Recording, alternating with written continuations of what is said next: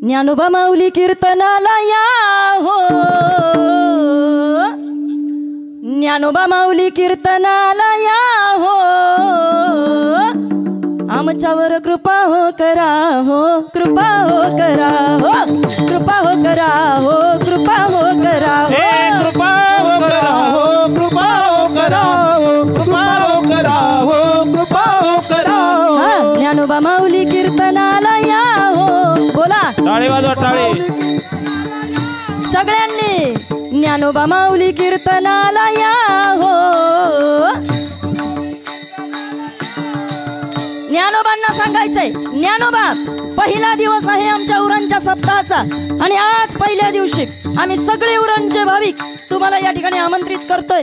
नुसतं कीर्तनाला येऊ नका, मग आमच्यावर कृपा हो करा हो, कृपा हो करा हो, कृपा हो करा हो, कृपा हो करा हो, कृपा हो करा हो, कृपा हो करा हो, कृपा हो करा हो, कृपा हो करा हो। साधकाची माय ज्ञानाबाई माझी, अनाथाची माय ज्ञानाबाई माझी, अनाथाची माय ज्ञानाबाई माझी, अनाथाची माय ज्ञानाबाई माझी, साधकाची माय ज्ञानाबाई माझी, अनाथाची माय ज्ञानाबाई माझी, अनाथाची माय ज्ञानाबाई माझी, अनाथाची माय ज्ञानाबाई माझी। माझ्या विठूचा प्राण सखा हो, माझ्या विठूचा प्राण सखा हो, तुम्ही कीर्तनाला या हो, कृपा हो करा हो, कृपा हो करा हो, कृपा हो करा हो, कृपा हो करा हो, कृपा हो करा हो, कृपा हो करा हो, कृपा हो करा हो, कृपा हो करा हो, कृपा हो करा हो, कृपा हो करा हो, कृपा हो करा हो, कृपा हो करा हो, कृपा हो करा हो। मस्तक हे पायावरी यावर करी संताच्या, यावर करी संताच्या, यावर करी संताच्या, मस्तक हे पायावरी यावर करी संताच्या, यावर करी संताच्या, यावर करी संताच्या, संताच्या। तू कोणत्या अवस्थेपर्यंत परमार्थामध्ये जातो, त्याची दशा काय होते, याचं चिंतन तुकोबराया आजच्या अभंगामध्ये करतात। अल्पसा परिहार देणं वक्त्याचं कर्तव्य।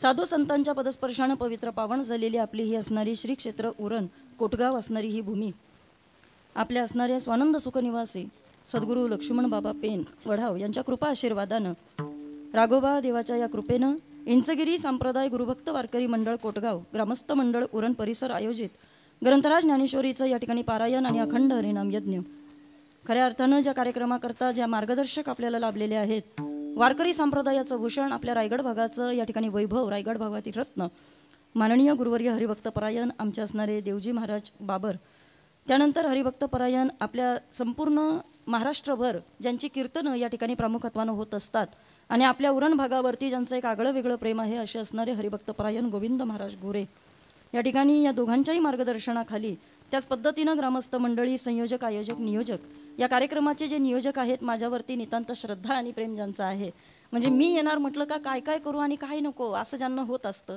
आणि आज तर मला त्यांनी रथातच बसवलं। बघा ना तुम्ही, आज माझ्या हाताला गजरा काय, माझ्या डोक्यामध्ये वेणी काय, मला म्हटले आज तायडे तुझं काहीच ऐकणार नाही, आणि हे सगळं पाहिल्यानंतर मग मधुबाबा मला एकच प्रमाण आठवलं, हा सुख सोहळा स्वर्गी नाही, हा सुख सोहळा स्वर्गी नाही। स्वर्ग कुणी पाहिलाय बाबा, स्वर्गामध्ये गेल्यानंतरच आपल्याला कळेल, आणि काय माहिती बाबा कर्म काय आहे, कसं काय आहे, फक्त लिहिताना स्वर्गवाशी लिहितात, पण बाकी कुणाला माहीत नसतं खरंच स्वर्गवाशी आहेत का। नरकवाशी लिहिता येत नाही म्हणून स्वर्गवाशी नाही, कळलं तुम्हाला? चला ऐका, आणि म्हणून मला असं वाटतं स्वर्ग काय असतो याचा विचार करण्यापेक्षा स्वर्गातलं सुख काय असतं ते मला वाटतं आज उरणकरांनी आम्हाला दाखवून दिलं बरं का।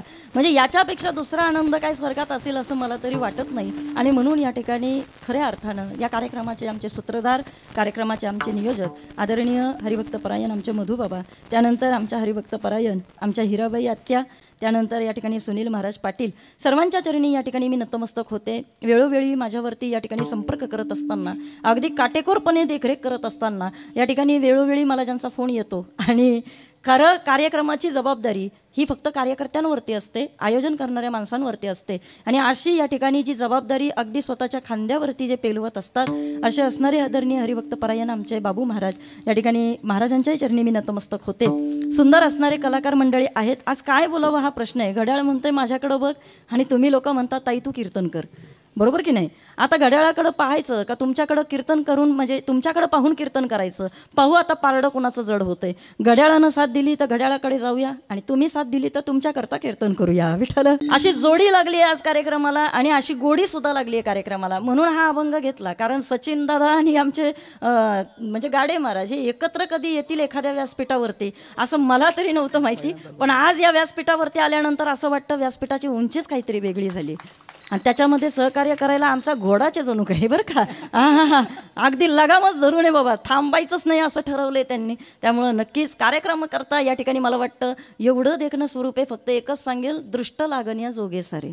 म्हणून या ठिकाणी सर्वांच्या चरणी नतमस्तक. कोणाचा नामउल्लेख शेवटच्या वेळेला राहिला तर कुणी नाराज व्हायचं, काळजी करायची नाही. पुढच्या वेळेला सांगायचं ए ताई माझं नाव घेतलं नव्हतं बरं का.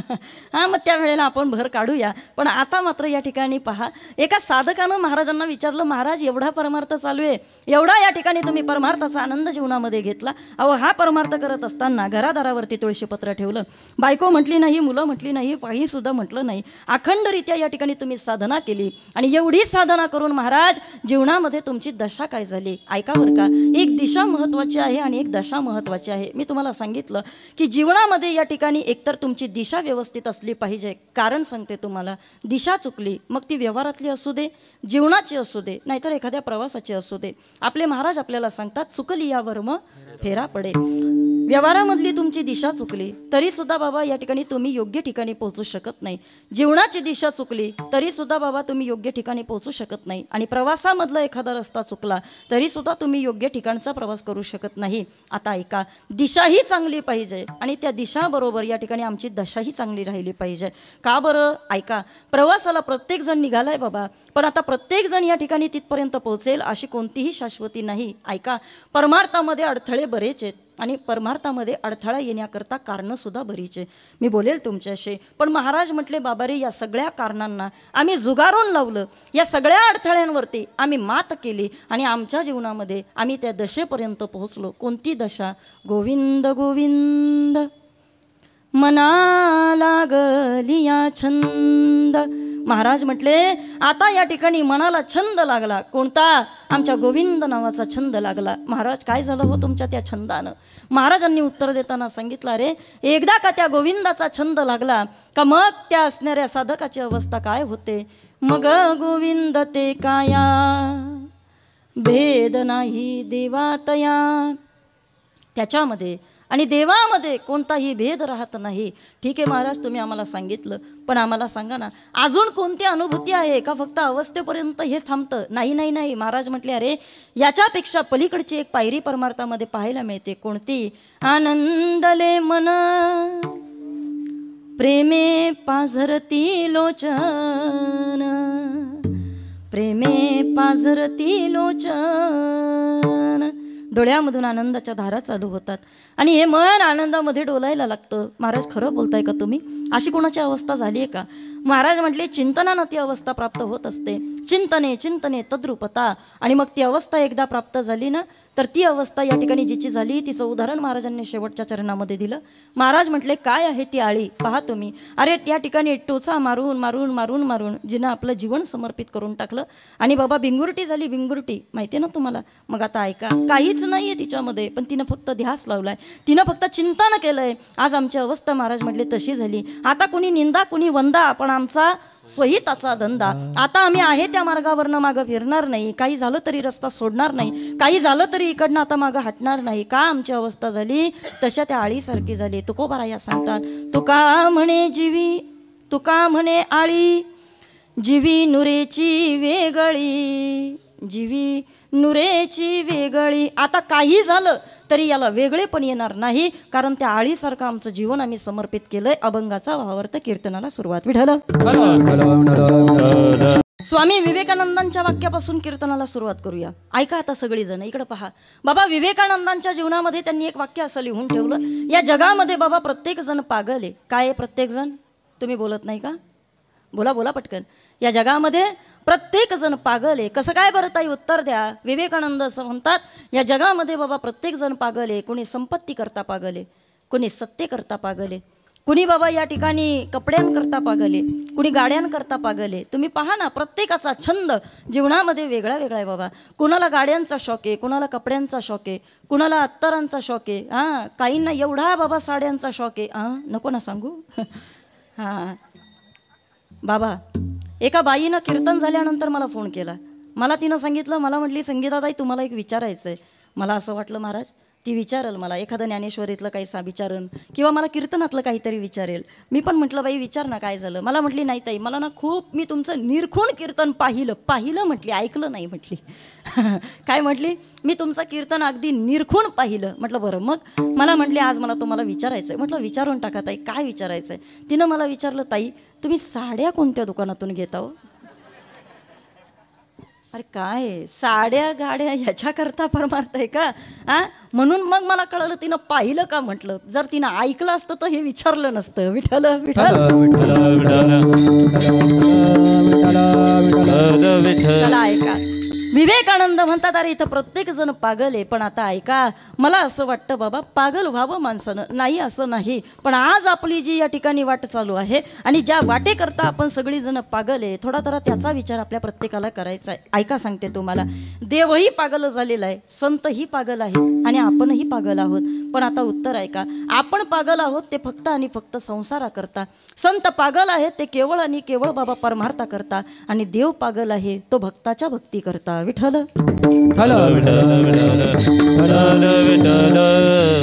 काय देवाचा पागलपण आहे आता सांगते तुम्हाला. ओ उरणकर ऐका, अरे मला माहीत नाही पण आज एवढी गर्दी आमच्या बाजारपेठामधून होती. पण या बाजारपेठामध्ये बाबा सगळ्याच गाड्या होत्या. नाही ती गाडी आज या बाजारपेठामधनं जात होती, पण प्रत्येकाचं लक्ष केवळ आणि केवळ आमच्याच रथाकडं होतं.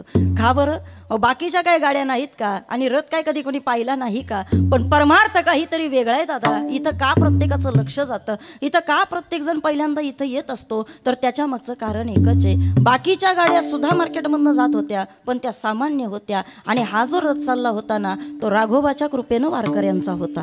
हा, आणि म्हणून त्या वारकऱ्यांच्या रथाकडं राघोबा म्हणतात माझं लक्ष आहे. का बरं? माझे भक्त गाती जेथे नारदा मी उभा तेथे, नारदा मी उभा तेथे, नारदा मी उभा तेथे, माझे भक्त गाती जेथे, नारदा मी उभा तेथे, नारदा मी उभा, माझे भक्त गाती जेथे,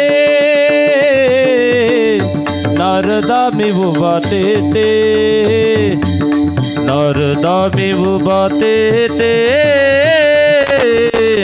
नारदा मी उभा तेथे, माझे भक्त गाती जेथे, नारदा मी उभा तेथे, वा वा, नारदा मी उभा तेथे, नारदा मी उभा तेथे, उभा तेथे. काय असतं पहा, वारकरी बाबा माझे वडील नेहमी एक वाक्य म्हणायचे. ते म्हणायचे बाळ, बापाला कधी रडता येत नाही. काय म्हणायचे ते?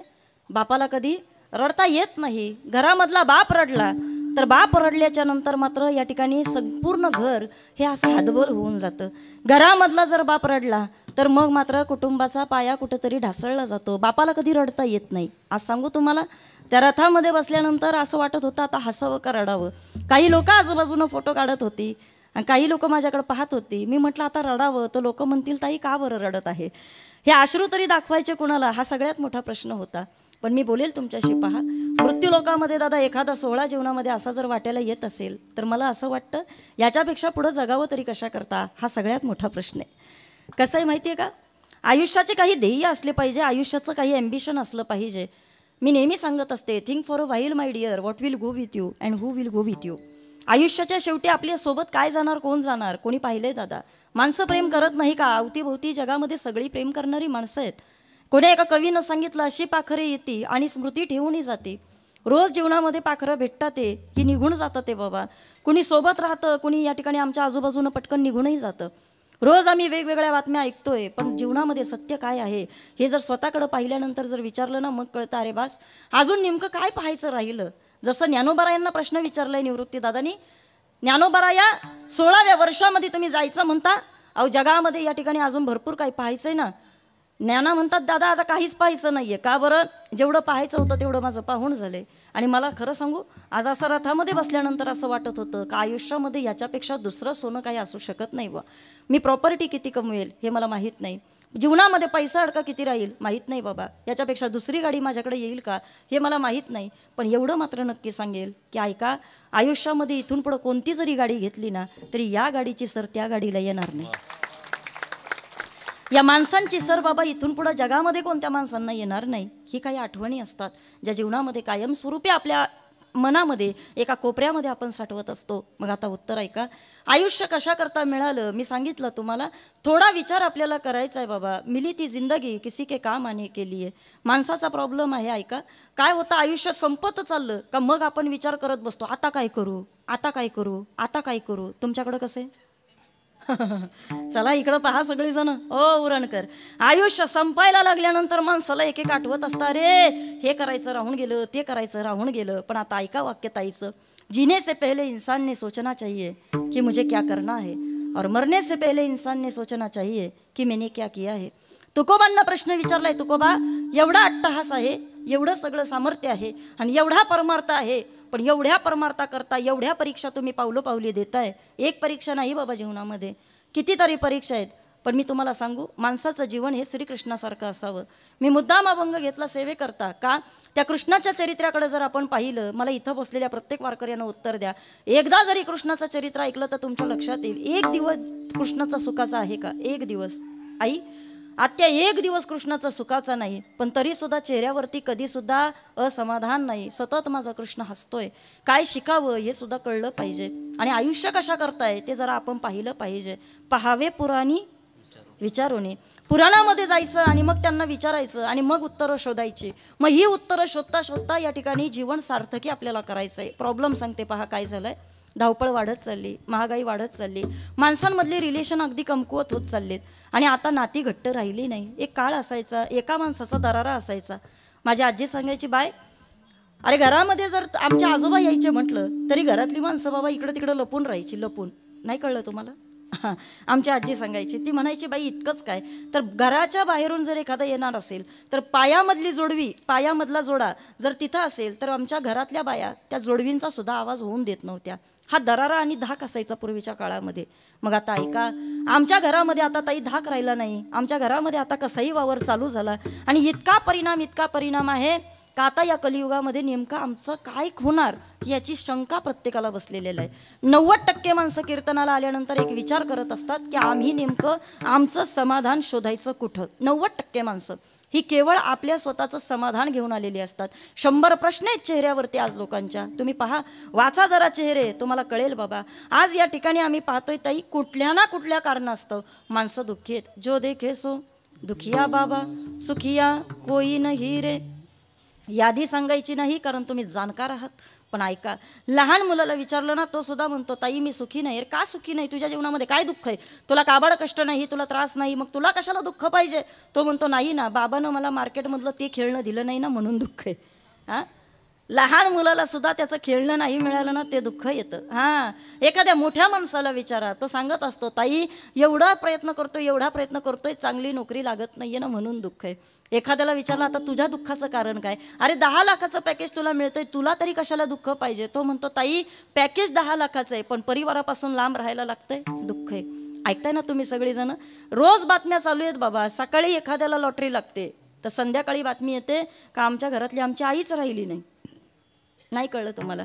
जिनं काबाड कष्टानं प्रपंच उभा केला, ताई आमची आई राहिली नाही आणि आता लॉटरीचा उपयोग तरी काय? मोप पैसा मिळाला जमिनीचा, पण आता खाण्याकरता, ते पाहण्याकरता ती बाई आज आमच्या घरामध्ये नाही. रोज बातम्या ऐकतोय. ऐका आता इकडं पहा, हे आयुष्याचं गणित आहे. हे तसं सुटणार नाही. मग त्याच्याकरता पर्याय काय असेल तर त्याच्याकरता पर्याय एकच आहे, तो म्हणजे एखादा छंद. विठ्ठल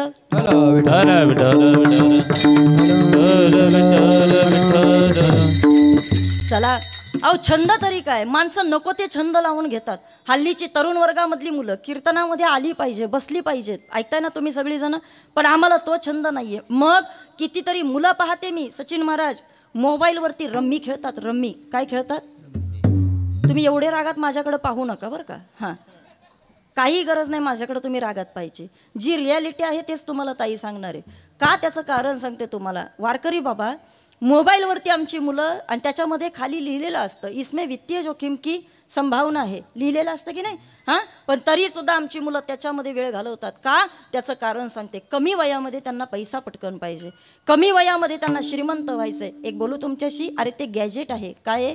गॅजेट आहे, यंत्र आहे ते यंत्र.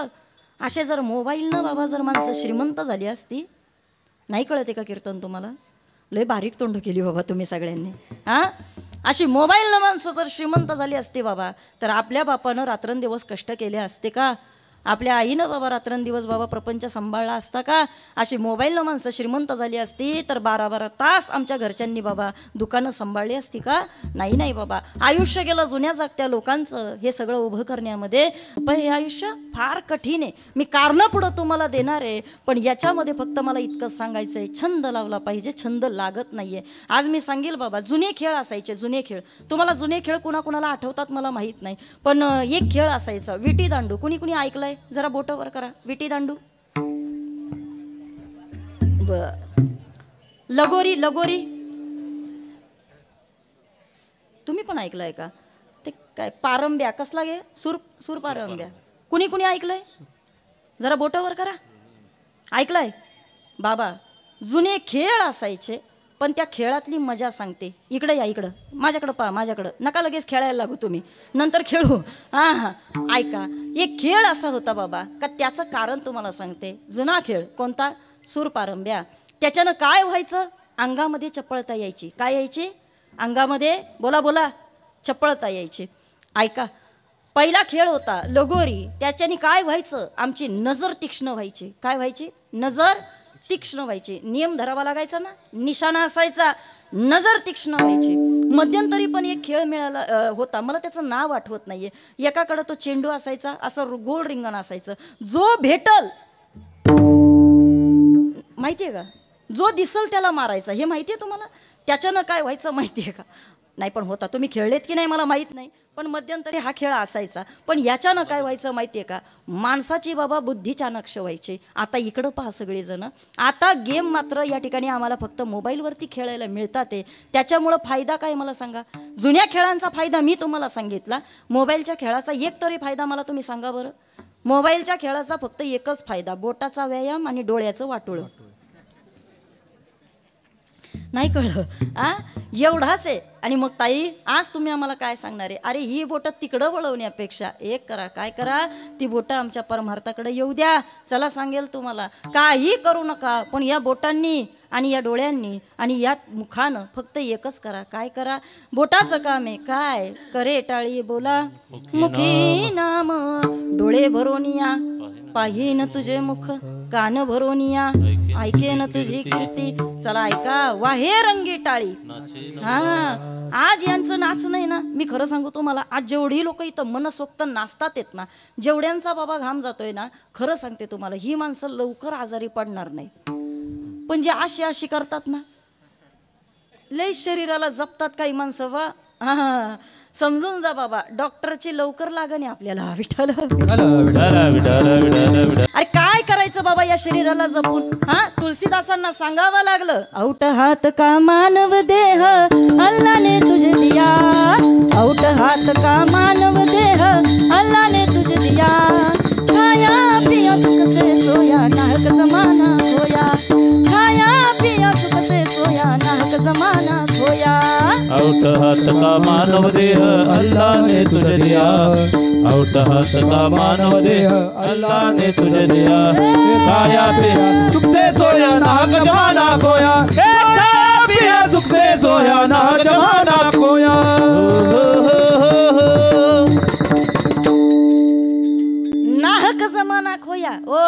बाबा, ज्याचे हात परमार्था करता बाहेर पडत नाही. इकडं पहा.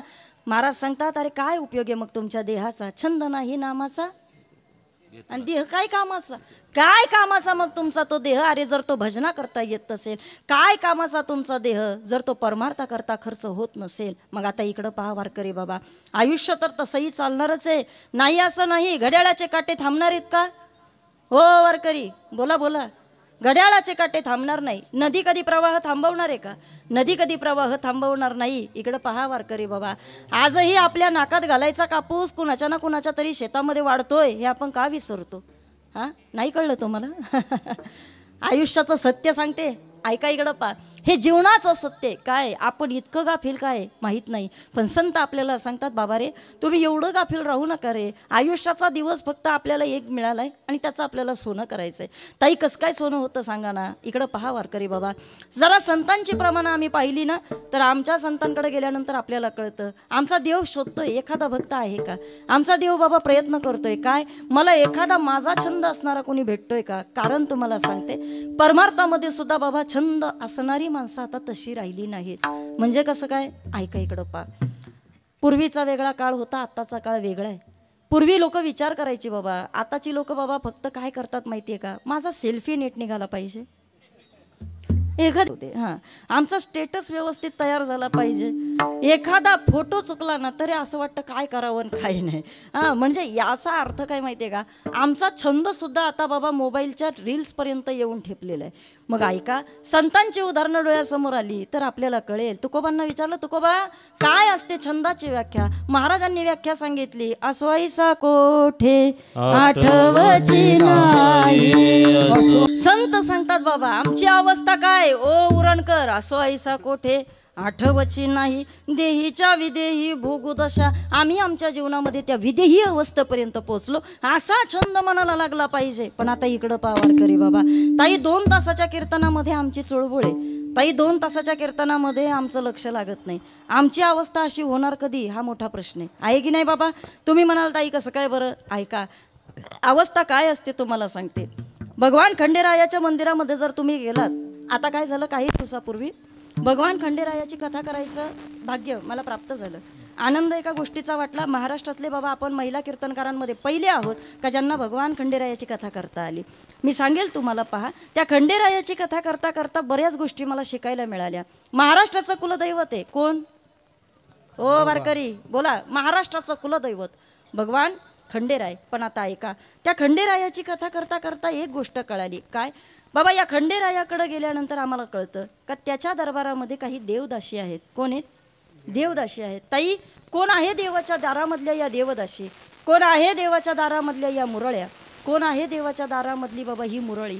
मुरळी म्हणजे ही सामान्य नाहीये. मग भगवान श्रीकृष्ण परमात्मा असं म्हणतात, कायम मुरली सोबत घेऊन असायचे. काय असायचे ओ वारकरी? काय असायचे सोबत घेऊन? मुरली सोबत घेऊन असायचे. आता ऐका, एक काळ असा झाला ज्या वेळेला भगवान श्रीकृष्ण परमात्माला बाबा ही मुरली कोणाला द्यावी हा मोठा प्रश्न पडला. आणि राधेबरोबर ज्या वेळेला वियोग येणार होता त्यावेळेला आता काय करायचं म्हणून राधेकडे आठवण म्हणून ही मुरली देण्यात आली होती. तुम्ही ऐकताय ना सगळीजण? ऐका, ही मुरली बाबा ज्या वेळेला भगवान श्रीकृष्ण परमात्म्यानं त्या राधेकडे दिली होती त्यावेळेला राधेनं सांगितलं होतं, कृष्णा या मुरलीचं मी करायचं काय? त्यावेळेला भगवंतानं सांगितलं होतं, मान्य नाहीये. मग ही माझा प्राण आहे. काय? ती मुरली म्हणजे सामान्य नाही, ती मुरली म्हणजे माझा प्राण आहे. आता ऐका, पुन्हा इच्छा झाली बाबा का आता इथून पुढं ती मुरली या ठिकाणी आम्हाला कुठं पाहायला मिळेल. आणि मग ती मुरली आम्हाला पाहायला मिळाली कुठं? त्या दरबारामध्ये. तिचं नाव मुरळी पडलं. काय पडलं? मुरळी पडलं. ती सामान्य नाही. तुम्ही जरी समजत असलात तरी जो छंद कृष्ण परमात्म्याला त्या मुरलीचा लागला होता, आता तसा छंद, आता अर्थात त्याच्या मागचा इतिहास सांगायचा झाला तर प्रत्येकाला कदाचित माहीत असेल, इंद्राच्या दरबारामध्ये नाचणारी तिला इंद्राकडनं या ठिकाणी फक्त शाप मिळाला होता. थोडा अहंकार झाला त्या कशाचा माहितीये का? माझ्यासारखं नाचणारं कुणी नाही त्याचा. आणि थोडा अहंकार झाल्यानंतर इंद्रानं तिला शाप दिला होता. म्हटले तुला आता नाचता येणार नाही. आणि मग तो उशाप मागितला आणि मग ती मुरली या ठिकाणी एक ठिकाणी तिला नाचण्याकरता पाठवण्यात आलं. आणि त्याची जागा म्हणजे कुठली? तर तो छंद तिला लागलेला आहे का मला आता फक्त नाचायचंय. जो छंद मीराबाईला लागलेला आहे. कसं काय? ऐसी लागी लगन. वा, असं येते बरं का. हा चला सुरुवात केली तरी आम्हाला कळतं ताई काय. अरे असा छंद त्या मीराबाईला लागलाय आणि तसा छंद त्या मुरलीला लागलाय. आता मी कुठं नाचायचं हा प्रश्न तिनं विचारला. मी नाचण्याशिवाय राहू शकत नाही. अरे काही प्रेम असतं कलेचं बाबा काही कलाकारांचं. सांगू तुम्हाला ऐका. अरे असं प्रेम कलेवरती जडलं पाहिजे. ती आपली साधना आहे.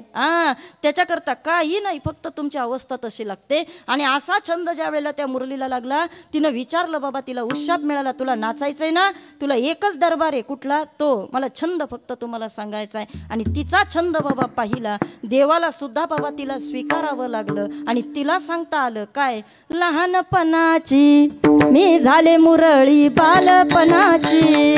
लहानपणाची मी झाले मुरळी लहानपणाची. लहानपणाची मी झाले मुरळी लहानपणाची. लहानपणाची मी झाले मुरळी लहानपणाची.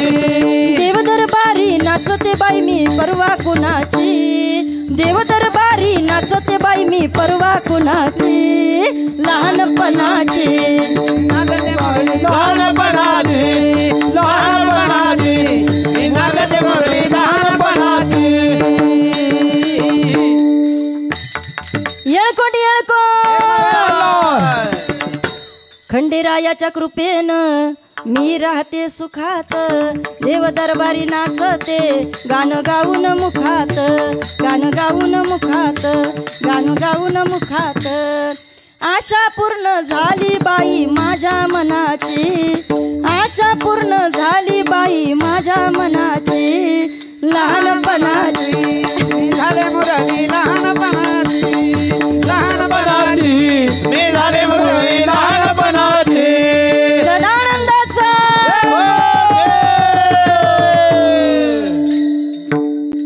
कथा चालू होईल त्यावेळेला तुम्हाला सांगेल. नक्की पहा ती कथा. बाबा छंद आयुष्यामध्ये काय असतो आम्हाला त्या मुरलीकडनं कळाला. आम्हाला आयुष्यामध्ये ताई तसा छंद लागला पाहिजे. नाही लागत ताई तसा छंद. कसा काय नाही लागत. आयुष्य गेलंय लोकांचं. याची टोपी त्याच्या डोक्यात. त्याची टोपी त्याच्या डोक्यात. संध्याकाळी सगळ्यांच्या टोप्या आपल्या डोक्यात. घरी येऊन पाहतोय बेरीज वजाबाकी करतोय काही शिल्लक नाही. पोरगा म्हणतो बाबा तुम्हाला काही जमलं नाही. किती आयुष्याचं दुर्भाग्य आहे बाबा हे. जरा गणित चाचपडा. इकडं बसलेली सगळी जण ओ वारकरी बाबा ऐका. आमच्या इकडं टेल्कोमध्ये एक जण कामाला होता. 1 कोटी रुपये मिळाले त्याला. किती किती 1 कोटी रुपये मिळाले. 15 वर्षापूर्वी ज्या व्यक्तीला 1 कोटी रुपये मिळाले. इकडं पहा घरामध्ये काय पाहिजे हो. गोकुळ पाहिजे. काय पाहिजे बोलत नाही का तुम्ही. गोकुळ पाहिजे ना बाबा. पण आता आत्या तुम्हाला सांगू त्या घरामध्ये गोकुळ नव्हतं. का बरं. 1 कोटी ज्याला मिळाले त्याची 1 रुपयाची कोणाची चहा पाजायची त्याची वासना नव्हती. का सांगते ऐका. तो म्हणायचा सगळ्यांना घरामधल्यांना काय पैसा जपून वापरा. काय म्हणायचा पैसा जपून वापरा. बायकोला कधी मनासारखी साडी त्यानं घेऊन नाही दिली. पोराला कधी मनासारखं त्यानं फिरून नाही दिलं. ऐका सांगते तुम्हाला. अरे जिवंतपणी काही माणसं अशी आहेत ना का ज्या घरातल्यांना वाटतं हे कधी जाईल. नाही कळलं. नाही विचार करा बाबा तुम्ही माझ्या कीर्तनाचा. अशी माणसं पाहिलीत बाबा आम्ही. काही दिवसानं बाबा बातमी कळाली तो व्यक्ती गेला. गेल्याच्या नंतर आम्हाला वाटायचं त्याची बायको रडल त्याचा पोरगं रडल. का 1 कोटी रुपये आमच्या बाबाला मिळाले. पण त्याची बायको रडली नाही बाबा. मग तिनं 20 तोळे दागिने केले. आणि मग तिला एकानं विचारलं का रे बाबा तू रडली नाही. असं नाही तसं नाही. ती म्हटली ताई आयुष्य एकदाच मिळाले. माझ्या नवऱ्याला नाही कळालं पण त्याच्या मरणानं मला कळालं म्हणून करून बसले. विठ्ठल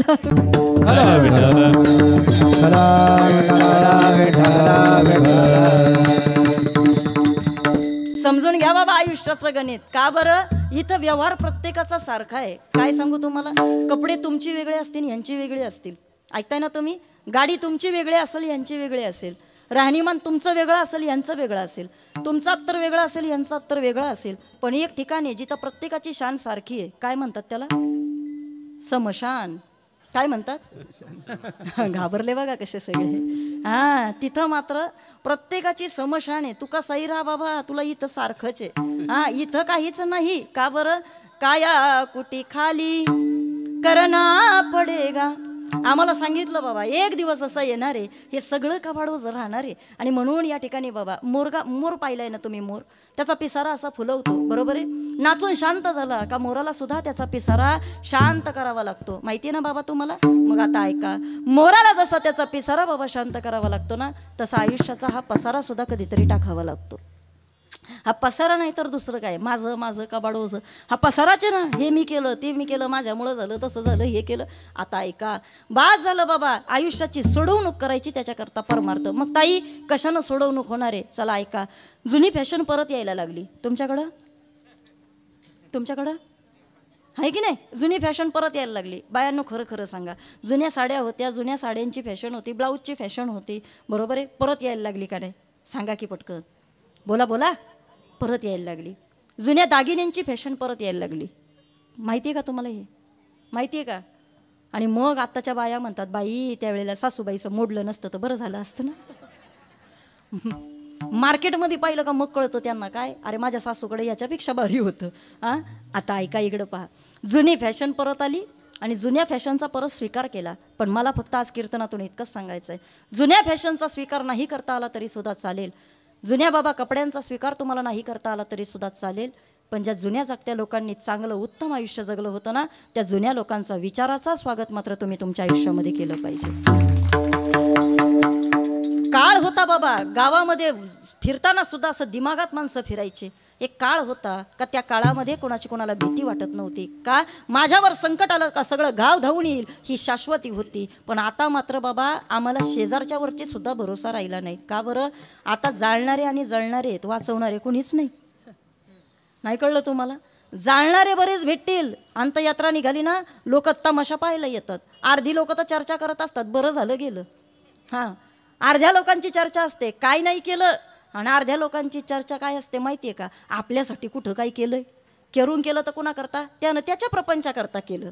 तुम्ही ऐकताय ना सगळी, ऐका वारकरी बाबा, जाळणारी रोज भेटतील आणि जळणारी तर भेटतच असतात, ते तर सोडूनच द्या तुम्ही. आमच्या तोंडावर चांगलं बोलणारी लोक आम्ही पाहतो, आणि तोंडावरती चांगलं बोलणारी लोक हळूच मागं जाऊन कधीतरी काड्या करतात आमच्याबद्दल. अरे इथं सगळं ठीक आहे रे, पण वरच्या ठिकाणी जाताना थोडी तरी दारं आपली उघडी करा, बाकीचं सगळं जाऊ द्या. आणि म्हणून संतांना सांगावं लागलं काय, आता जागा रे भाईनो जागा, आता जागा रे भाईनो जागा, आता जागा रे बाईनो जागा, आता जागा रे बाईनो जागा. चोर निजल्या नाडूनी भागा रे, चोर निजल्या नाडूनी भागा, आता जागा, आता जागा, आता जागा रे भाईनो जागा, आता जागा रे भाईनो जागा. थोरणी झाल्या नाडोनी भागा, आता जागा रे बाईनो जागा, आता जागा रे बाईनो जागा.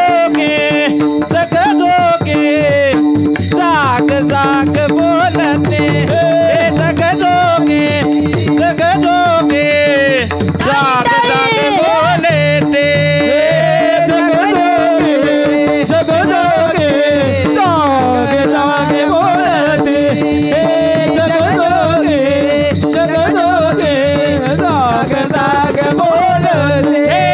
जागत जगदेव रका काही बाबे, जगदोगे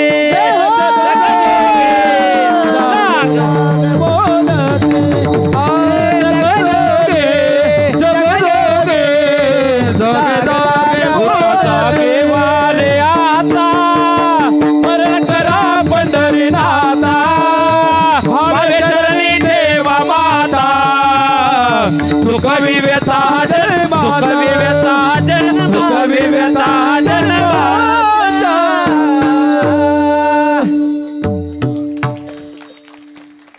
ऐका, बहुता दिवसा फेरा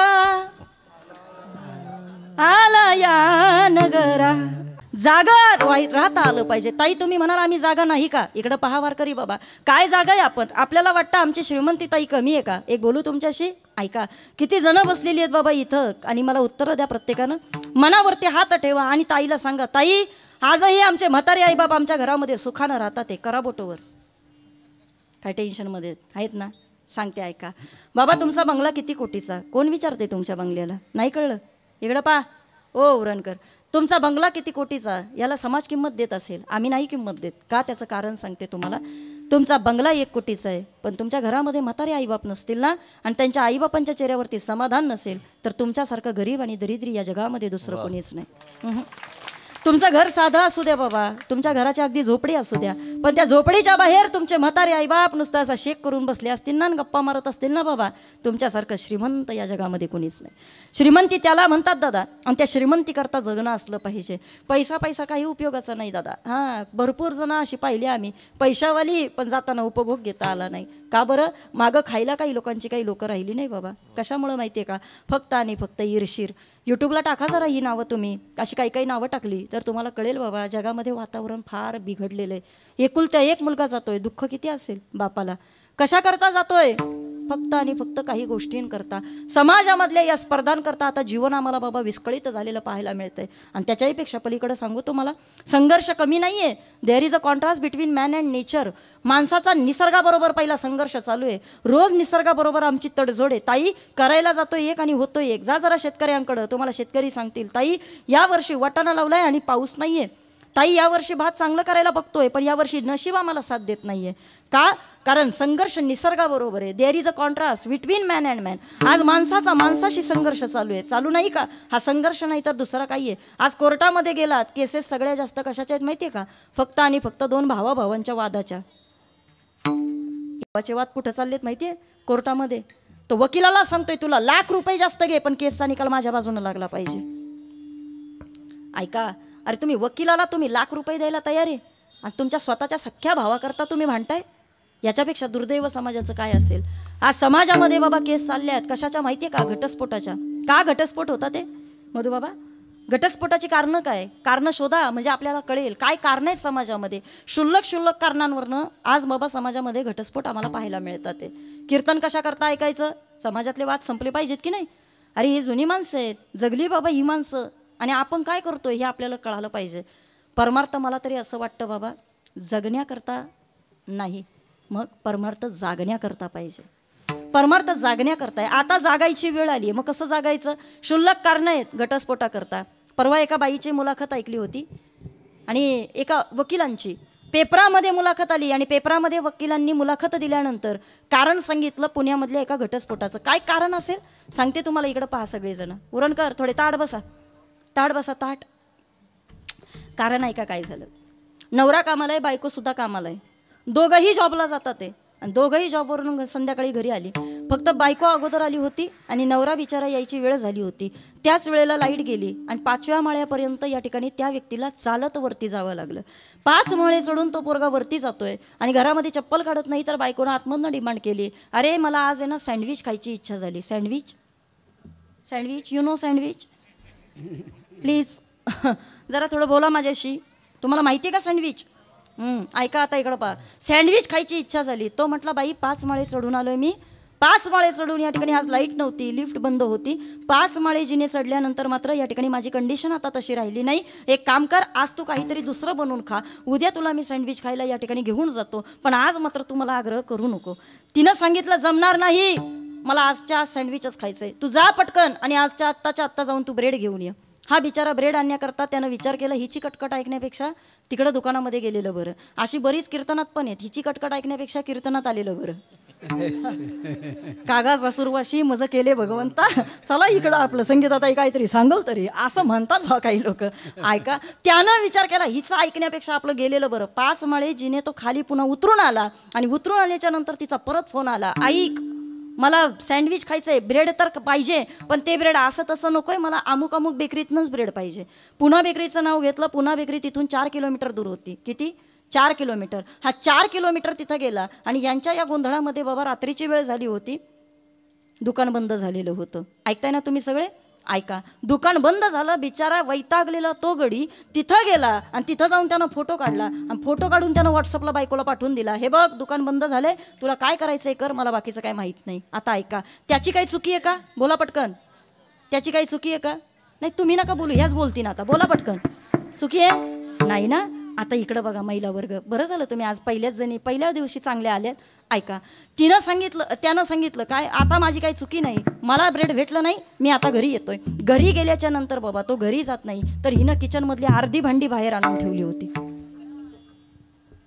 ऐकताय, अर्धी भांडी बाहेर आणून. आणि मग तिनं या ठिकाणी बोलायला सुरुवात केली, मला माहित नाही, मला आज ब्रेडच खायचंय, आज मला सँडविचच खायचंय.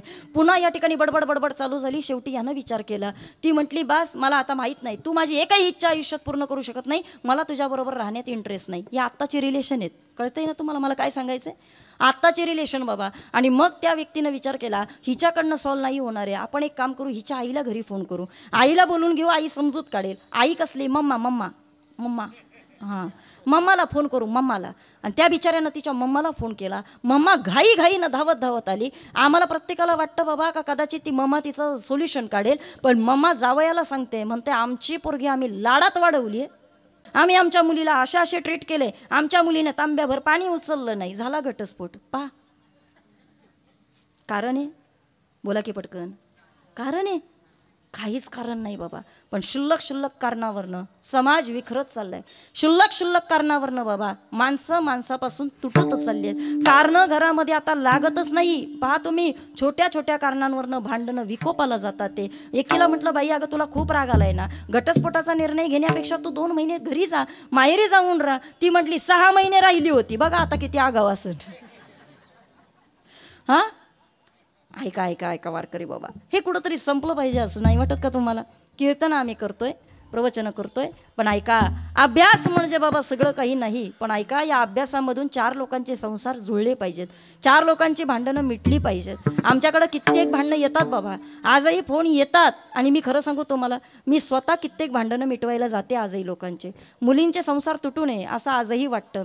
काय करतात माहीत नाही, पण मुली मला सांगत असतात, ताई अहो आमचं रिलेशन चांगलं आहे, पण सासूबाई घरात आली ना.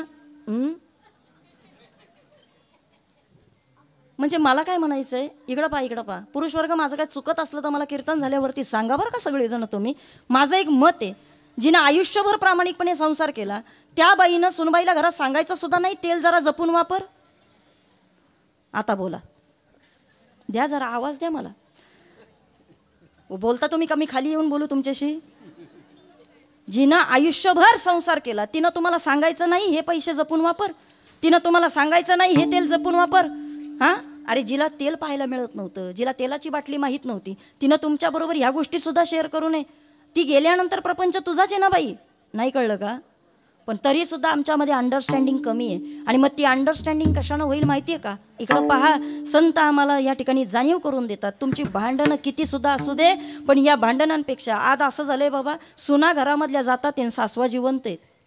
नाही माहिती तुम्हाला? 30च्या पुढं बीपीच्या गोळ्या आहेत, 40 नंतर डायबिटीज आहेत की नाही? या सगळ्या गोष्टी आज आपण पाहतोय. अरे जुनी माणसं धडधाकट आहे, जुन्या माणसाला बाबा, म्हाताऱ्या माणसाला पटकन उठता येते, आणि आम्ही आजही असे गुडघे हात लावत उठतोय. पैसा महत्त्वाचा नाही आहे, पैसा आयुष्यामध्ये तुम्हाला पुरेल एवढा भेटेल, पण तो खाता पण आला पाहिजे ना. हां, सांगू तुम्हाला, आत्ता काल परवा घडलेली घटना आहे. गाडे महाराज हिंजवडीमध्ये एक घटना घडली, आणि हिंजवडीमध्ये, आता माझे नाव नाही सांगत पण ऐका, एका पोरीचं ऑपरेशन झालं होतं. पोटामध्ये अल्सरचा त्रास आहे. किती? अल्सरचा एवढा त्रास आहे का काही दिवसामध्ये बाबा 15 लाख रुपये त्या घरच्यांनी खर्च केलेत. किती रुपये? 15 लाख रुपये. पोरीच्या लग्नाकरता त्यांनी 2 कोटी खर्च केलेत. आणि पोरीला या ठिकाणी बाबा नुसते छोटे मोठे फंक्शन ऑपरेट करण्याकरता सचिन दादा लाखोनं पैसा ओतलेला आहे. आणि 1 वर्षाचा मुलगा आहे. आज 15 लाखाचं ऑपरेशन झाले आणि डॉक्टरनं सांगितलंय फक्त डाळ भात खावा लागणार, दुसरं काहीच खायला मिळणार नाही. घ्या, आयुष्याचे काही धडे शिकता आले पाहिजेत बाबा. आज मला सांगा ना, एवढी प्रॉपर्टी, एवढी इस्टेट आहे, पण आज डॉक्टर तुम्हाला सांगतात आहे याच्यापेक्षा दुसरं काही खाता येणार नाही. मग खाण्यावरनं भांडणं असावीत का? डॉक्टरनं तुम्हाला सांगितलं तुमचा पर्याय शेवटचा हाच आहे. मग सुनबाईपेक्षा मला असं वाटतं, जर सासूबाई म्हणत असेल बाळ एवढं वाया जाण्यापेक्षा आज तू हे बनव, काय हरकत आहे. आमची आजी होती बाबा, आम्हाला आजही आठवतंय का जिनं बाबा कधी भात कधी टाकून दिला नाही, ती आम्हाला परतून नाश्त्याला दुसऱ्या दिवशी देत होती. आणि आता आम्ही काय माजल्यागत करतोय. हां, नेमकं कशाचा माज येतो आजही आम्हाला कळत नाही. पण आता ऐका, शरीराचे चोचले पुरवू नका, त्याचं कारण तुकोबा सांगतात, देह जाईल जाईल यासी काळोबा खाईल. देह जाईल जाईल यासी काळोबा खाईल. देह जाईल जाईल यासी काळोबा खाईल.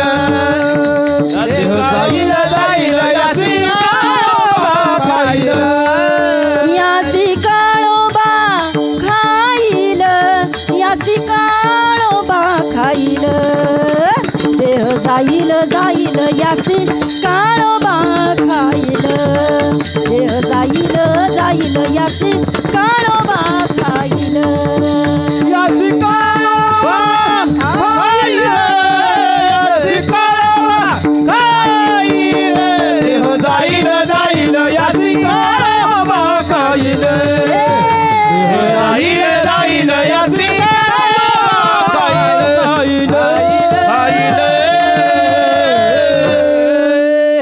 शरीराकरता जगणं नाही पाहिजे. तुकोबांनी सांगितलंय ओ महिला वर्ग पुरुष वर्ग ऐका कीर्तन. हा देह जाईल जाईल यासी काळोबा खाईल. शरीराचं काही घेऊन बसू नका बाबा. हे शरीर कधी धोका देईल सांगता येत नाही बाबा. का बरं ऐका, या शरीराच्या बाबतीमध्ये संतांनी गॅरंटी दिली नाही. त्याचं कारण सांगते. मागचे भोग आहेत बाबा, ते भोगायचे तिथं येऊन, बरोबर आहे की नाही. मागचं कर्म आहे ते इथं येऊन फेडायचं आहे. मागचं काहीतरी शिल्लक आहे ते इथं येऊन सगळं पुन्हा पुन्हा आम्हाला या ठिकाणी करायचं आहे. मग आता उत्तर ऐका, मागचंच गाठोडा अजून आमचं उरकत नाहीये आणि परत या जन्मामध्ये नवीन कशाला तयार करायचं. नाही कळलं ओ वारकरी. आधी मागचं फेडायचंय म्हणून या जन्मामध्ये आलोय की नाही. आता ऐका, ते फेडण्याकरता आलोय ना, मग ते फेडायची तयारी ठेवली पाहिजे. तुकोबाराया म्हणले आम्ही फक्त त्याचीच तयारी करतोय. कशाची तयारी करतोय. आमची तयारी दुसरी कशा करताच नाहीये. आमची तयारी फक्त एकाच गोष्टी करताय. शेवटचा दिस गोड भावा शेवटचा दिस गोड भावा शेवटचा दिस गोड भावा शेवटचा दिस हे आजसाठी केला होता शेवटचा दिस गोड भावा शेवटचा दिस यासाठी केला होता शेवटचा दिस गोड भावा शेवटचा दिस.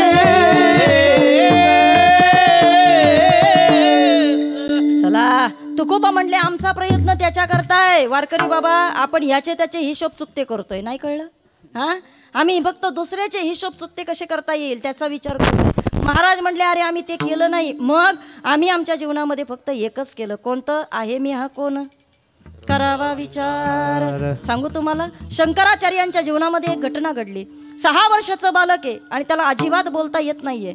आई वडील चिंतेत आहे आणि आई वडील विचारतात अरे माझं पोरगं 6 वर्षाचं झालं, त्याला एकही शब्द बोलता येत नाही. आत्या त्या आईनं एक करावं काय. कुणी घरामध्ये साधू आला का त्या साधूला म्हणावं अरे डोक्यावरनं हात फिरवा. आई वेडीच ना. अंगार कुठं ताप जात नाही पण तरी सुद्धा आई काय करते, अंगारा लावते, देवाला हात जोडते आणि म्हणते माझ्या लेकाचा ताप जाऊ दे. खरंय का नाही. हां अंगाऱ्यानं ताप जात नाही पण आईची माया वेडी असते. आई येणाऱ्या जाणाऱ्या प्रत्येकाला विचारायची माझं लेकरू बोलेल का, माझं लेकरू बोलेल का.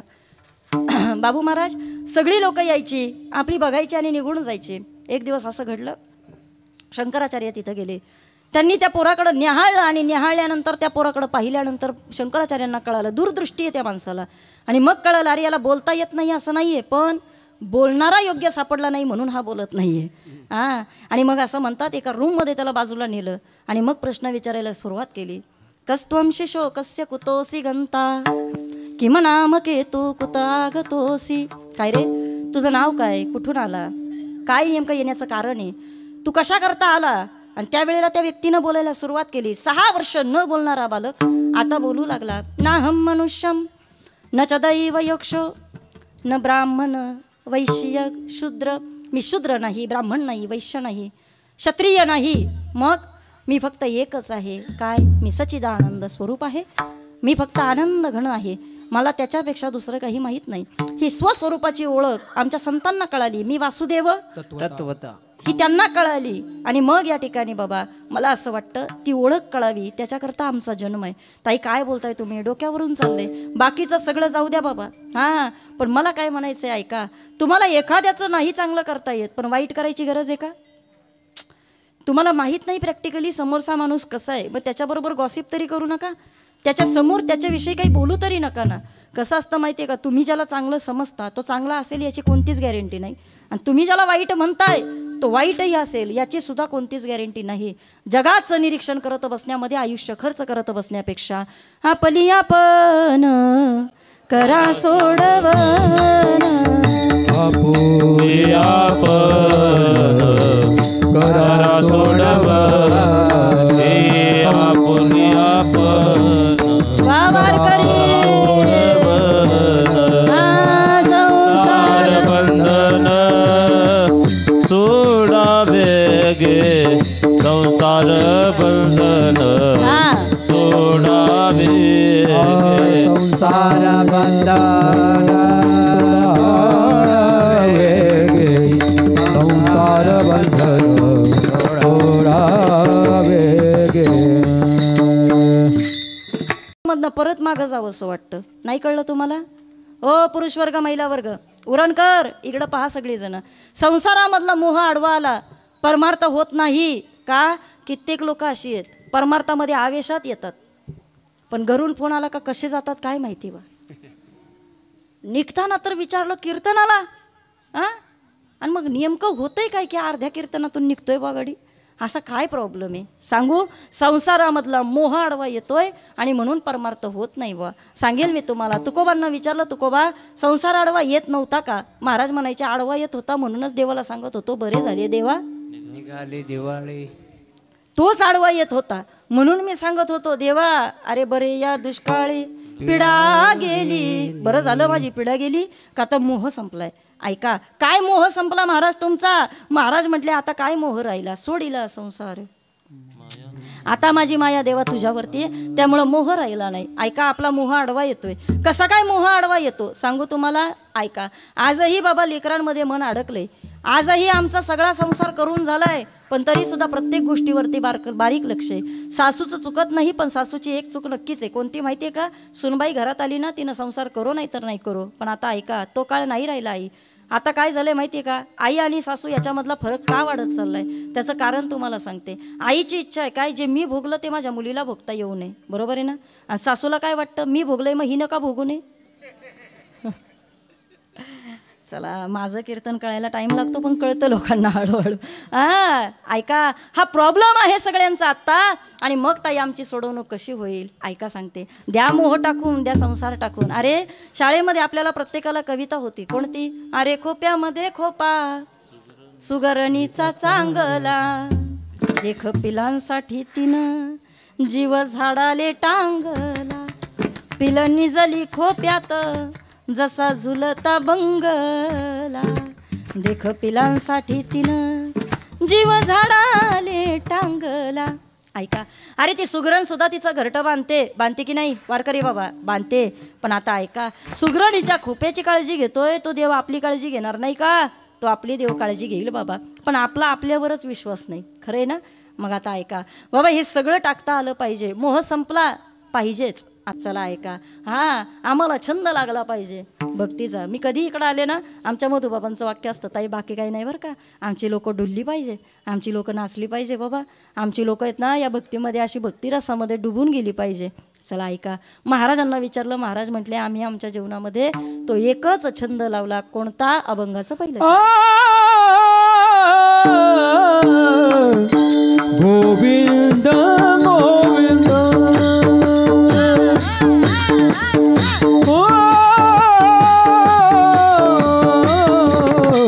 गोविंद गोविंद म्हणा म्हणा म्हणा गोविंद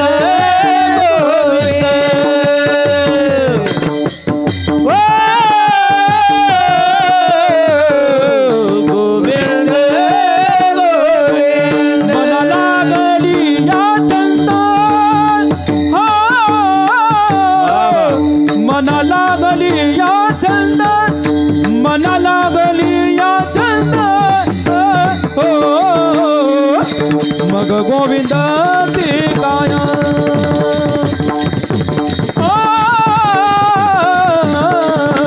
मग गोविंद ते काय मला लागली या छंद मला लागली या छंद मला लागली या छंद मज गोविंद रे काया मज गोविंद रे काया गोविंद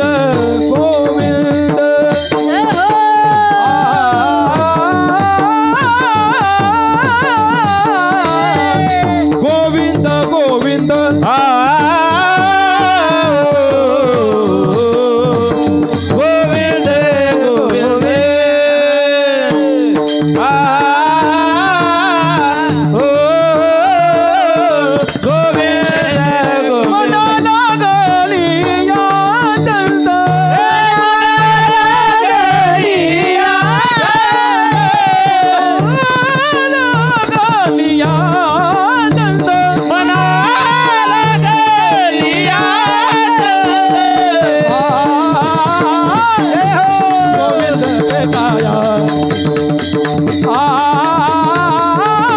मग गोविंद ते काया मग गोविंद ते काया मग गोविंद ते काया मग गोविंद ते काया. टाळी वाजवली पाहिजे बरं का. हां, परदेशामधल्या एका कलाकाराची मुलाखत घेतली होती आणि त्या मुलाखतीमध्ये त्या पोराला प्रश्न विचारला होता, कलाकाराला, पत्रकारानं, का हो तुमच्या आयुष्यामध्ये कधी तुमच्या आनंदाचा क्षण एखादा आहे का टिपून ठेवण्यासारखा, आणि एखादा क्षण दुःखाचा आहे का टिपून ठेवण्यासारखा. त्या कलाकारानं उत्तर दिलं बाबा आणि सांगितलं, हो आमच्या जीवनामध्ये एखादा आनंदाचा क्षण असतो आणि एखादा दुःखाचा क्षणसुद्धा असतो. पत्रकारानं विचारलं, असा कोणता क्षण आहे ज्या वेळेला तुम्हाला खूप जास्त आनंद होतो आणि असा कोणता क्षण आहे का ज्या वेळेला तुम्हाला खूप दुःख होतं. त्यानं सांगितलं, बाबा रे आमची कला सादर करत असताना आम्ही योग्य वेळेला एखादा ताना मारला, योग्य वेळेला आम्ही एखादं सुंदर गायन केलं, त्यावेळेला जर आम्हाला खाली बसलेल्या श्रोत्यांनी खालून वाह असं म्हटलं का आमच्या जीवनामधला तो सगळ्यात मोठा आनंदाचा क्षण असतो. आता पुढचा ऐका. त्याला विचारलं, का रे तुझ्या जीवनामधला दुःखाचा क्षण? तो म्हटला, ज्याला काहीच कळत नाही. आणि असा एखादा व्यक्ती नको त्या वेळेला नको त्या ठिकाणी आम्हाला वा म्हटलं ना का तो आमच्या आयुष्यातला सगळ्यात मोठा दुःखाचा क्षण असतो. म्हणून योग्य वेळेला योग्य कलाकाराला योग्य ठिकाणी दाद देता आली पाहिजे. विठ्ठल विठ्ठल.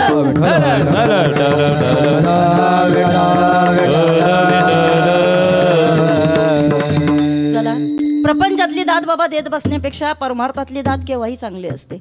प्रपंचातलं कौतुक या ठिकाणी करत बसण्यापेक्षा तुझी साडी छान, तुझी गाडी छान, तुझं घर छान, कशाला ओ वारकरी इकडं पा, इकडं. हां, काय काय छान असतं ना मला माहीत नाही बरं का, पण लोक आम्हाला का दाखवतात मला त्याचं मोठं वाईट वाटतं. आम्ही घरी गेलो कोणाच्या का लोक आम्हाला काय म्हणून दाखवत नाही. एका ठिकाणी एका घरामध्ये गेले होते, लोक म्हणले, ताई या ना या ना या ना या ना. म्हटलं कशा करता या? हां, म्हटलं चला येते तुमच्या घरी येते.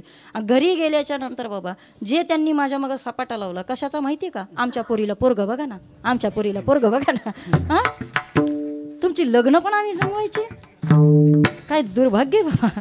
हां, काय असेल पहा. पण ऐका, आता हे बाकीची दाद नकोय दादा आम्हाला, मग प्रपंचातली दाद काय द्यायची? अरे ते नशिबाचा प्रारब्धाचा भाग आहे, पण परमार्थामध्ये दाद चांगलीच असली पाहिजे. मग तो छंद आम्हाला कसा लागला पाहिजे? जरा संतांकडे येऊया.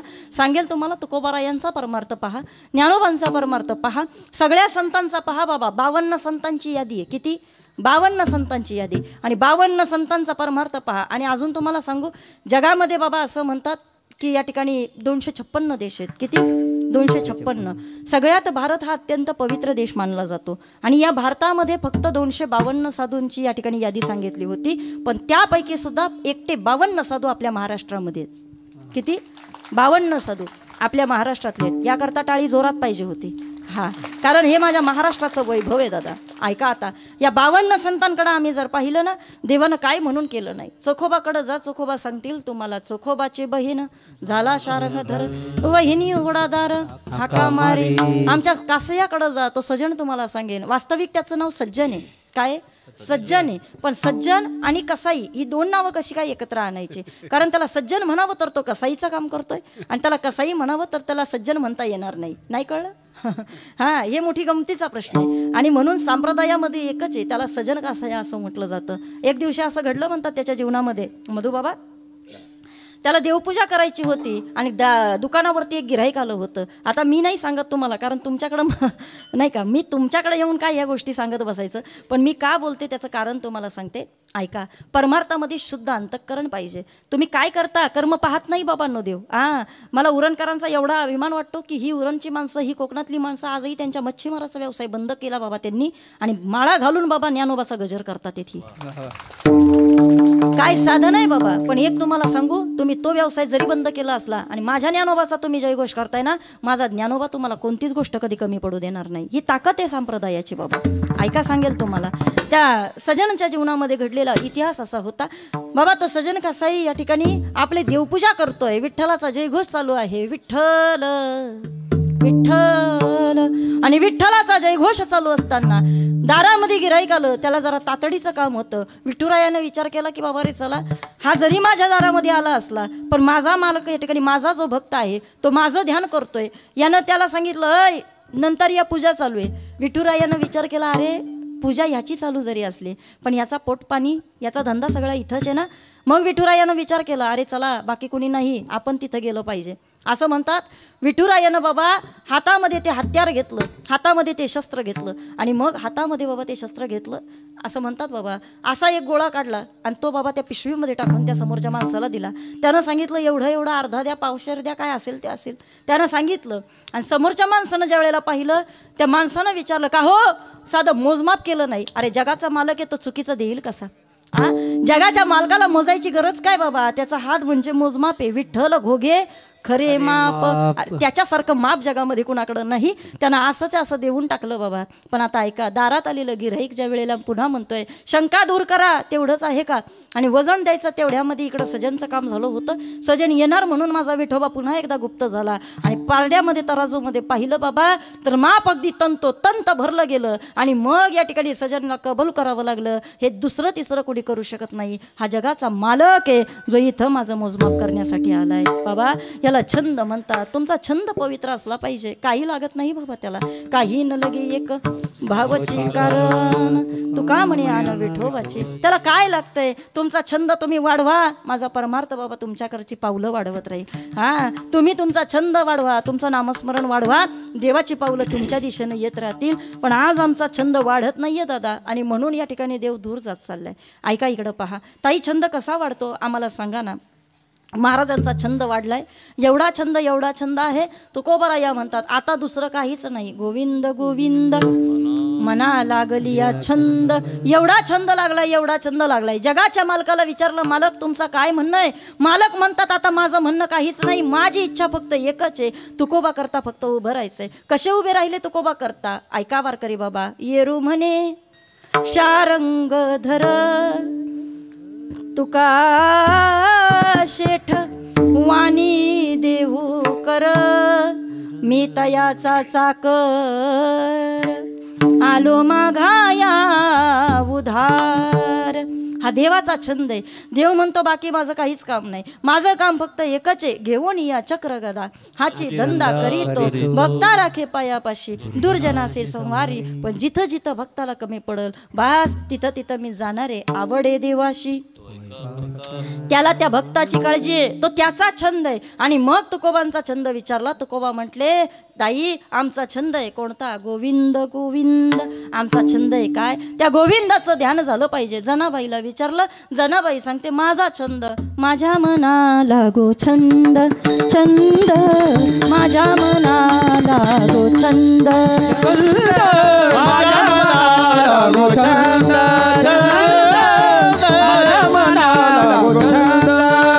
नित्य गोविंद गोविंद, नित्य गोविंद गोविंद, माझ्या मनाला गो छंद छंद, माझ्या मनाला गो छंद. नित्य गोविंद गोविंद, नित्य गोविंद गोविंद, माझ्या मनाला गो छंद छंद, माझ्या मनाला गो छंद. जुन्या बायका असायच्या मधू बाबा, त्यांना टाळ येता येत नव्हता. जुन्या बायका असायच्या, कीर्तनाला येता येत नसायचं. आणि मग आमची आजी छंद कसा देवाचा पाहिजे, मग ती बाबा भजन करायची. तिचा छंद कसा होता सांगू? तुम्ही म्हणणार का माझ्या मागं? सगळ्याजणी नक्की. ती काय म्हणायची माहिती का? तिचा छंद होता बाबा, ती म्हणायची, हसत खेळत बाई म्या लाविली तुळस, हसत खेळत बाई म्या लाविली तुळस.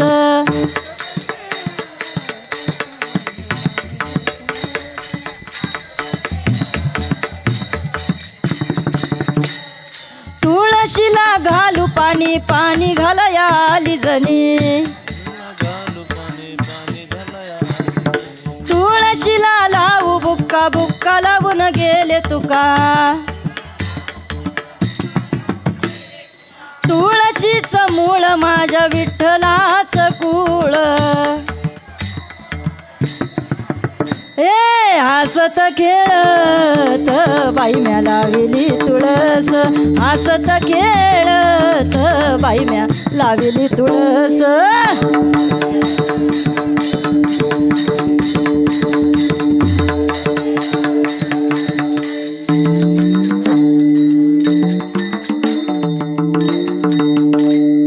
टाळ्या वाजवा बरं तुम्ही यांच्याकरता. नाही, बाकीची पिक्चरची गाणी कमी झाली तरी माझं कीर्तन सफळ झालं. बाकीचं पोरांना काही नाही सांगायचं, आता पोरांना उठसूट काय म्हणायचं बोला की. हसत खेळ, जाता जाता बोलतील बघा ते त्यांच्यामध्ये. हा छंद होता बाबा त्या लोकांचा. पण आता ऐका, एखादा छंद जीवनामध्ये बाबा लागला पाहिजे. मग ताई, तो छंद आमच्या संतांनी आम्हाला सांगितला. एकच छंद आहे बाबा, का ज्या छंदाचा तुम्हाला लागला ना त्याच्यामध्ये ऐका, तुम्हाला या जगामध्ये दुसरं काही पाहावंसं परत वाटणार नाही. एकच छंद आहे का ज्या छंदामध्ये जर तुम्ही आलात ना, तुम्हाला या जगामध्ये बाबा कुणी सुद्धा महत्त्वाचं वाटणार नाही. एक बोलू तुमच्याशी, ऐका.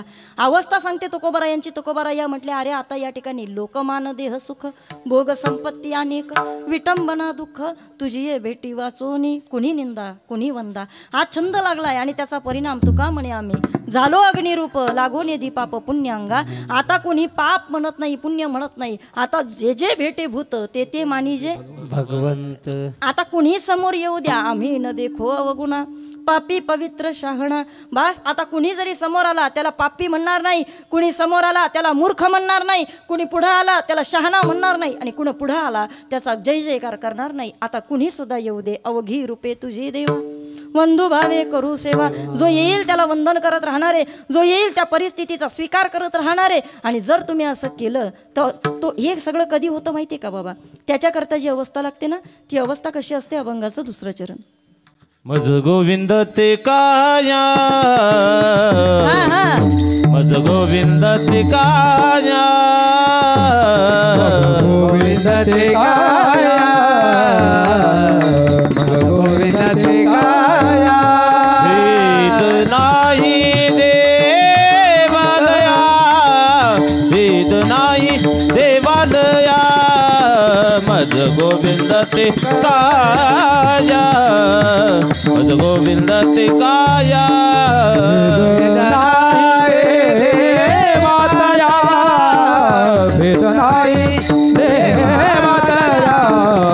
गोविंद ते काया,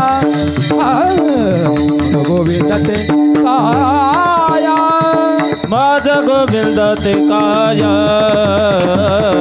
मज गोविंद ते काया, मज गोविंद ते काया, मज गोविंद ते काया. भेद नाही देवालया, भेद नाही देवालया,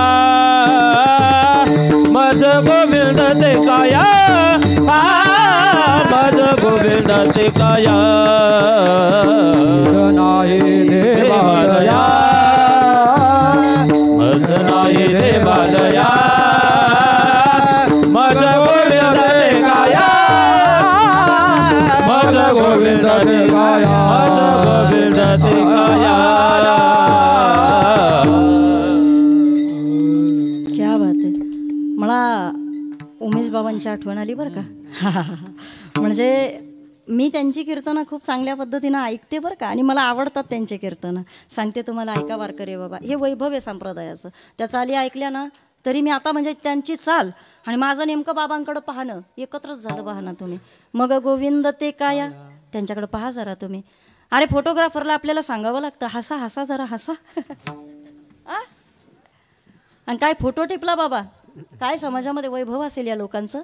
काय काळ होता त्यांच्या काळामध्ये, किती खडतर प्रवास होता आयुष्याचा, किती कठीण होतं त्यांचं जीवन. इथं यायचं, लोकांना म्हणायचं टाळ घ्या, सोपं नव्हतं बाबा, टाळ घेऊन मारणारी होती तेव्हा. खरंय का खोटे बाबा? साक्षी आहेत तुम्ही सगळी माणसं. आणि अशा काळामध्ये बाबा एवढं सामर्थ्य टिकून ठेवलं का चेहऱ्यावरचा आनंद सांगतोय, मग गोविंद ते काया, भेद नाही देवातया. यांना पाहिलं तर देवाला पाहावंसं वाटणार नाही तुम्हाला. का बरं? अरे याच्यापेक्षा दुसरा गोड देव असू शकतो का? सांगा तुम्ही मला. याच्यापेक्षा दुसरं देवाचं आम्हाला चैतन्य आम्हाला भासू शकतं का? नाही बाबा. ही माणसं ना, याला म्हणायचं मग गोविंद ते काया, का कोणास ठाऊक बाबा, ही अशी माणसं परत पाहायला भेटतील की नाही शंका आहे. का मी तुम्हाला सांगते, अरे चेहऱ्यावरचं समाधान तर गेलंच गेलं आमच्या, पण तुम्हाला सांगू मनामधलं असलेलं समाधान सुद्धा आम्ही आज नष्ट केलंय. शेजारचा कधी धोका देईल आम्ही सांगू शकत नाही. कधीतरी यांच्याकडं पहा, मग तुम्हाला कळेल साधूचं जीवन काय असतं. रुसलो संसारा सर्प हा विखार पांढरा, हे विखार पांढरा सर्प हा विखार पांढरा.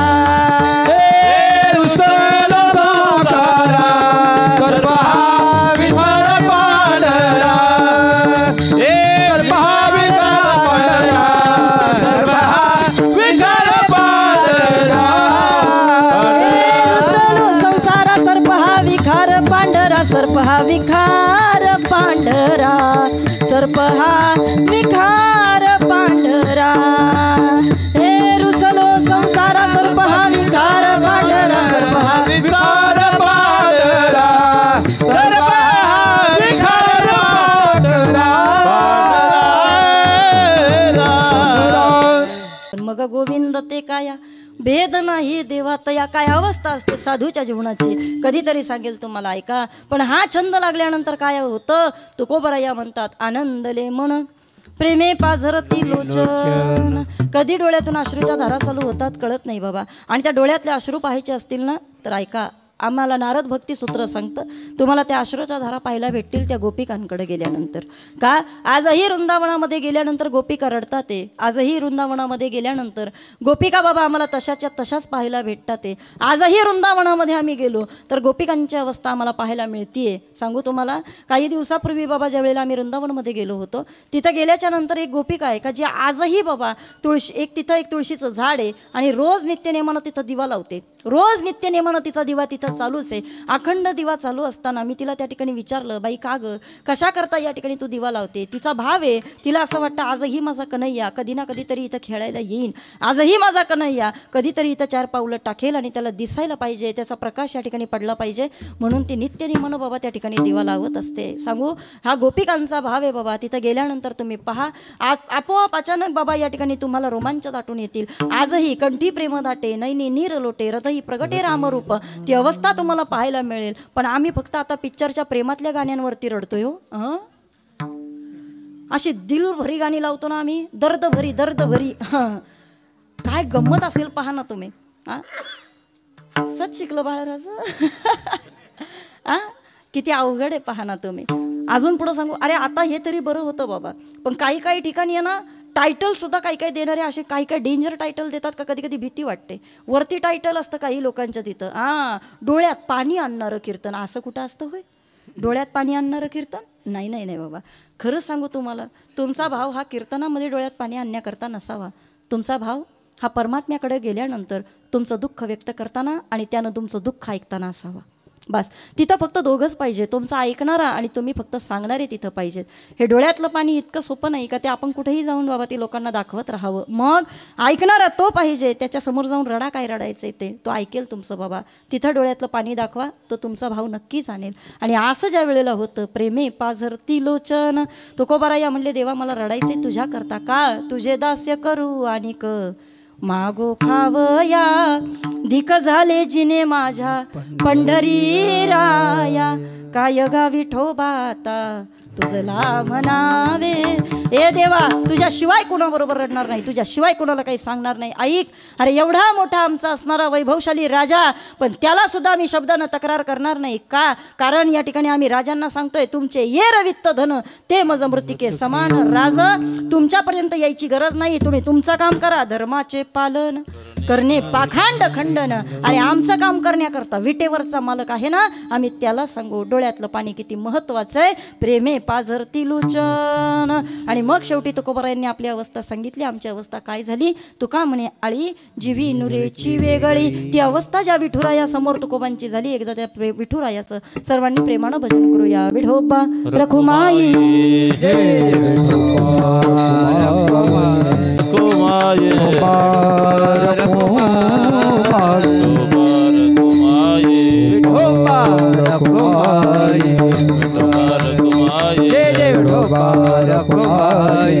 कुंडली कवरदार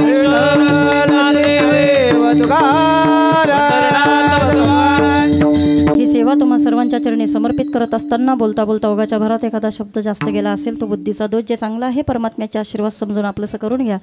इकडं पहा सर्वांनी, अतिशय प्रेमानं आनंदानं भक्तिमय वातावरणामध्ये श्री क्षेत्र उरण कोटगाव या गावामध्ये सुंदररित्या चालणारा हा नामयज्ञ. अनेक वर्षापासून बाबा इथे येणं होतंय. पंग घेतलाय गोविंद गोविंद मना लागली या छंद, आणि म्हणून हा छंद आपल्याला ज्यांनी लावून दिलेला आहे. एकदा आपल्याला त्या संतांचं भजन करायचं आहे आणि ज्या देवाचं चिंतन करायचं आहे त्याचाही छंद मनाला लावून घ्यायचा आहे. पण तो कसा लावून घ्यायचा? खाली बसून छंद लागत नाही, कारण पाय अवघडले असतात. खाली बसून छंद लागत नाही का बरं? कारण त्यावेळेला शरीर इकडं तिकडं आम्हाला हलवता येत नाही, आणि मग आम्हाला मोकळं ढकळा आनंद घेता आला पाहिजे. आम्हाला छंद सुद्धा असा लागला पाहिजे का त्याच्यामध्ये आम्हाला डोलता आलं पाहिजे, बागडता आलं पाहिजे. आणि म्हणून त्याकरता आता सर्वांनी जागेवरती उभं राहा. श्री कृष्ण गोविंद हरे मुरारी, हे नाथ नारायण वासुदेव. श्री कृष्ण गोविंद हरे मुरारे, हे नाथ नारायण वासुदेव. श्री कृष्ण गोविंद हरे मुरारी, हे नाथ नारायण वासुदेव. कृष्ण गोविंद हरे मुरारे, हे नाथ नारायण वासुदेव. हे नाथ नारायण वासुदेव, हे नाथ नारायण वासुदेव. हे नाथ नारायण वासुदेव, हे नाथ नारायण वासुदेव. हे नाथ नारायण वासुदेव, हे नाथ नारायण वासुदेव. हे सर्वांनी नाथ नारायण वासुदेव, हे नाथ नारायण वासुदेव. श्री कृष्ण गोविंद हरे मुरारी, हे नाथ नारायण वासुदेव. श्री कृष्ण गोविंद हरे मुरारी, हे नाथ नारायण वासुदेव. नारायण नारायण नारायण प्रभु नारायण. नारायण नारायण नारायण प्रभु नारायण. हे केशवा हे माधवा, हे केशवा हे माधवा. हे केशवा माधवा, केशवा हे माधवा. हे विठ्ठला हे रुक्मिणी, हे रुक्मिणी हे विठ्ठला. सर्वांनी हे रुक्मिणी, हे विठ्ठला, हे रुक्मिणी. नारायण नारायण नारायण प्रभु नारायण. नारायण नारायण नारायण प्रभु नारायण. मुरलीधर नंदकिशोर शोभून दिसतो, मुरलीधर नंदकिशोर शोभून दिसतो. यमुने तीरे धेनु चारितो, यमुने तीरे धेनु चारितो. यमुन तिरी देव तारितो, यमुन तिरी देव तारितो. गोपिके घर जाऊन कान्हा लोणी चोरोनी खोड्या करीतो, खोड्या करीतो. यमुने तीरे धेनु चारितो, हे यमुने तीरे धेनु चारितो. यमुन तिरी देव तारितो, यमुन तिरी देव तारितो. हे नंद नंदन मनमोहन माझा नंद नंदन. नंदन मनमोहन माझा नंद नंदन. हे भक्तजनाचा प्राण विसावा दीन वत्सल, भक्तजनाचा प्राण विसावा दीन वत्सल. नंद नंदन मनमोहन माझा नंद नंदन. नंद नंदन मनमोहन माझा नंद नंदन. हे नंद नंदन मनमोहन माझा नंद नंदन. नंद नंदन मनमोहन माझा नंद नंदन.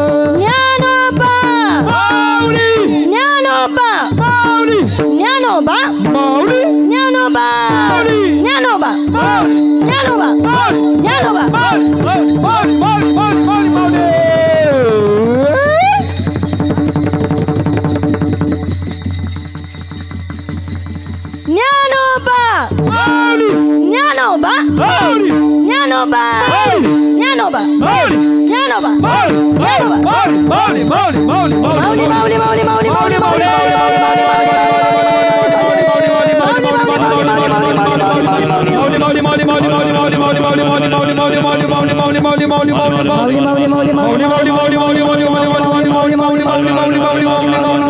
माऊली माऊली ज्ञानेश्वर माऊली ज्ञानराज माऊली तुकाराम ज्ञानेश्वर माऊली ज्ञानराज